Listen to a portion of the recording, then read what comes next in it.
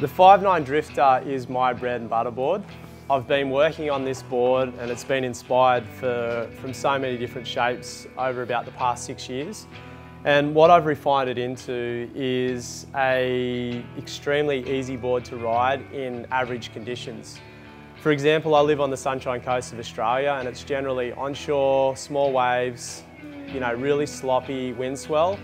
So, what I really wanted out of a board here was something that was going to, plane through the flat, mashy parts of the waves, and then also in light wind be able to still perform and go upwind really well.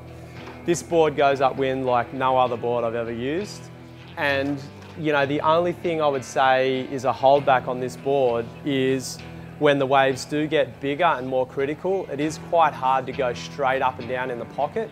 But having said that, it's not really what the board's made for. If you're riding on your average day where it's 3 foot of swell and 20 knots of wind, there's not one thing that I'd say is wrong with this board.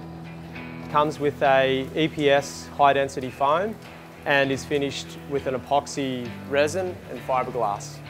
Swallowtails have always been my favourite because they're really unpredictable and it just makes it fun, in those situations where you're really going for it and you pull off a move you otherwise thought you weren't going to pull off. This board also comes with inserts for those people that are just transferring over from a twin tip to a surfboard or somebody who's just riding a surfboard for the first time.